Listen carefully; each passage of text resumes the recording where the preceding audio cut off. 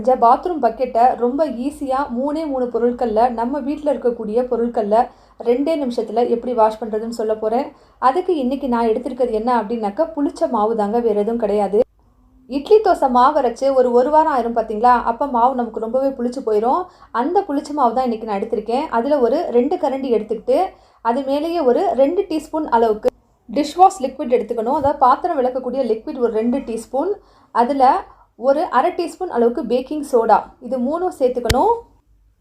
இப்போது எல்லாத்தையும் நல்லா மிக்ஸ் பண்ணி விட்டுக்கணும். மிக்ஸ் பண்ணி விட்டுட்டு இதை வச்சு தான் நம்ம உப்பு கரை படிஞ்ச பொருட்களை இதில் விளக்க போகிறோம். அதுக்கு நான் இன்றைக்கி எடுத்திருக்கிறது பார்த்திங்கனாக்கா பாத்ரூமில் இருக்கக்கூடிய பக்கெட் தான் எடுத்திருக்கேன். ஏன்னா இதில் தான் நமக்கு அதிகமான உப்பு கரை படியுது. பாத்ரூமில் இருக்கக்கூடிய எல்லா பொருட்களுக்குமே நீங்கள் இந்த 3 பொருள் கலந்த கலவையை யூஸ் பண்ணலாம். பாருங்கள் எந்த அளவுக்கு இந்த பக்கெட்டில் உப்பு கரை படிஞ்சிருக்கு. நம்ம எவ்வளோ தான் வாரத்துக்கு ஒரு தடவை இல்லை 10 நாளைக்கு ஒரு தடவை வாஷ் பண்ணி வச்சாலும் இதில் உப்பு கரை